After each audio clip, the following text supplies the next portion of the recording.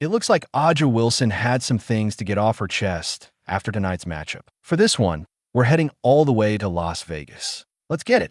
Ugly game for the Indiana Fever, but the Las Vegas Aces snapped their 3-game losing streak with a big win. This was a must-win for Becky Hammond. Losing 4 straight would have been a first in her coaching career, and you could tell she wasn't letting that happen. Now, let's talk about Aja Wilson. In the first half, Indiana had her locked up. Credit to head coach Stephanie White.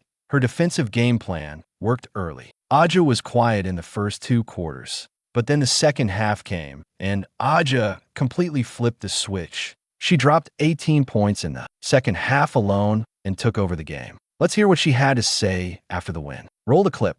Aja talked about how much her teammates trust her, even when she's not perfect. She said she didn't say a word at halftime. She was pissed, but everyone in that locker room already knew what time it was. That fire showed on the court. Chelsea Gray also spoke up. She admitted her first quarter was rough, with 3 early turnovers, but once she figured out Indiana's defensive scheme, especially the way they were icing pick and rolls, she made the adjustments and started making plays. When asked about her no excuses quote from earlier in the week, Aja stayed real. She said it wasn't about words. It was about action, and the second half proved it. She gave major credit to the Aces bench too, saying they came in during the third quarter and did exactly what was needed. The Aces locked in on defense after halftime. Chelsea pointed out that Indiana was getting way too many easy paint touches in the first half, especially through pick and rolls and back door coach. Once they cleaned that up, the game turned. One reporter asked Aja what it was like battling against her fellow South Carolina Gamecock,